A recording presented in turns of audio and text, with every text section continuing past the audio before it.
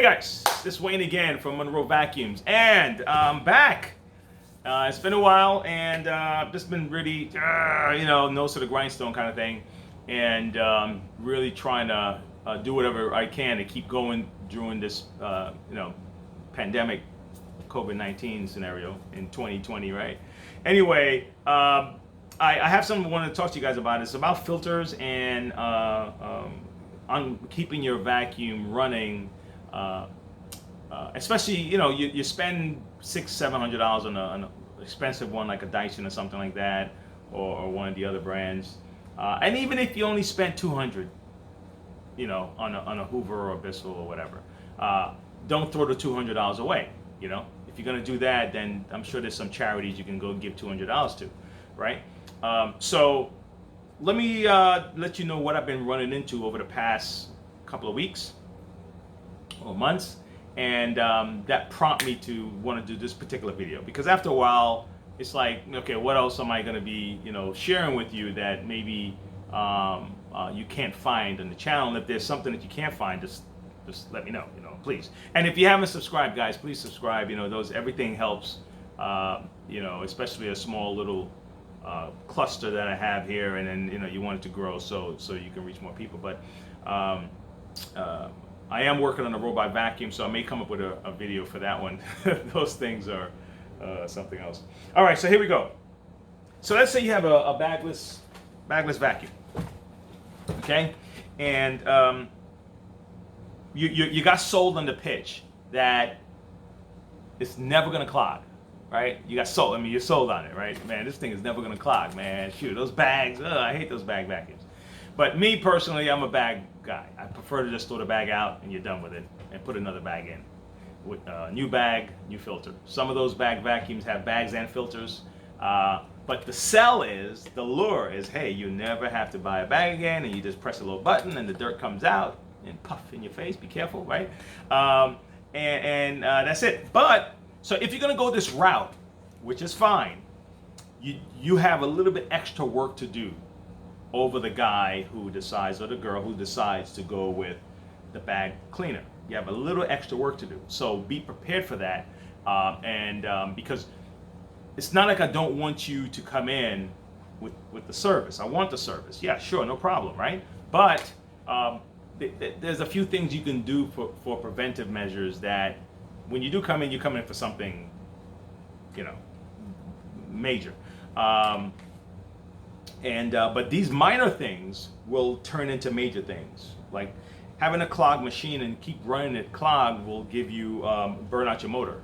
Okay, cause all kind of other things. So now you're gonna have to wrestle with the idea. Man, I spent $500, $600 on this thing. Now I gotta buy a $200 motor. I mean, what the all right, and it's not a defect, so it may not be covered under warranty because it was because of use. See that? So anyway. So what can I do? Here we go. Other than dumping the dirt, other things you can do, okay, is you'll have these little fine mesh. See if you can see it. See this mesh? All right, that mesh gets captures hair and pet hair and all that stuff. But behind it though, there are little cavities behind here, and they get caked up with dirt. Okay, if you can see inside here, and not just here, but look in that little cluster. Where's my finger? Look down in that tube if you can. There are little holes there. See, those holes coincide with these little things here. See that? Okay, these get clogged up, okay, with hair and carpet fibers and stuff like that. Okay, so those get clogged up. Imagine that, right? So not only are you're in danger here, so you have to clear. When you dump it, you want to get the hair off, right? How do you get that stuff out? So what some people do, they'll just kind of bang it down. They have to be careful you don't crack your plastic, but they'll bang it out. After a while, though, the banging only get the loose dirt out. Okay, so to give you an idea what the loose dirt looks like, this is kind of what it looks like. It don't look like sand and grit. It looks more like pet dander. You ever know what pet dander is? Pet dandruff, right? and the pet's always scratching. That stuff goes in the carpet, right? Construction type of dust particles, sheetrock type stuff. Those things are very bad for machines. So now here's another thing with these machines here, okay? You see this little, if you hear a sound like when you're vacuuming and all of a sudden you hear like a puff, like a vacuuming, right? And then all of a sudden you hear, right? That means that this is a safety valve put in there that if you have no more suction, if it's closed off, this is gonna just pop. And it's gonna hear that whistling sound you're hearing is straining to clean, all right? The other part of these machines that will cause, other than the hose and things like that will cause clogging is at the nozzle, right at the base of the nozzle. There are tiny little passages in here, and like these sections here that get caked up with carpet fiber and pet hair and things like that. And so it starts to cake up. Now think about it for a second, right? I want you to just look at this for a second. Now the brush is here sweeping everything, right? It's not like you just have a big opening for all the dirt to go. The dirt is really being funneled in through this section here, and then through the hole.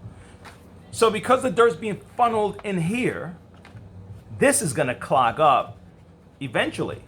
And when this clogs up, clog, eventually this part will then start backing up. And then this here will back up. So you have to check this periodically to make sure that this is not clogging up on you, okay? Because then your machine will start to strain, start to overheat, and then you have a bunch of other issues to worry about, all right? Last thing. Okay, I'll give you an example. This happened to be a Hoover Air little canister here, a dirt bin, and it comes with filters. Now, some of you may have different ones, but you recognize a filter, when you see it. Now, filters, the dirtiest a filter should be something probably like this, right? You shouldn't have carpet hair and fibers stuck to this, because if you do, then what's happening is, okay, let me show you what causes that, so you can avoid it. All right. You see how when we close this lid like this, right? It has this little. Let me get this stuff out here. Okay, now you see the cavity. You see the. Oh, here we go. You see this little section right here? Okay, and then it fits right around here. Okay, like this. Let me see if you can see it. It fits right in there, so that gives it a seal to avoid the pet hairs and carpet fibers to go up into the here. Actually, look, let me see something. It happened to be like one escaped, right? So imagine if, I'll give you another example. Let's say this one. This is like the inside of another one. This here is also a seal that goes like this, right? So now all of a sudden the suction is generated through here. This will catch all the hairs and fibers. But if this thing here, let's say you close it aggressively, right? Because this comes off, see? So either it's missing or it gets pushed up. Like it gets pushed up further than it's supposed to be, right? If it's missing or it gets pushed up, what's gonna happen is, it's gonna, instead of touching like this, it'll be like that. And then all of the carpet fibers and the hair will get jammed up into your filter, and then your machine will start overheating. Okay, now with Hoovers, you're fortunate because the Hoovers would cut off and let you know something's wrong. The machine, most of them anyway, the motor would just shut off, right? But other machines, the motors will keep going, and then the motor will burn out. So hopefully these little tips can help you here. One of the best way to clean this out is to probably just kind of bang this out a little bit. You may have to bring it into the shop if you really want someone to get in here. If you're not going to do it yourself, to get in here and clear that out, so you don't have any future problems. But regular maintenance would be to kind of bang it out a little bit. Make sure you clear off the hair off of this before you put it back in. and then look for your nozzles. Make sure your nozzles are clear, and that's it. Something as simple as that can help avoid problems in the future. I hope that helps.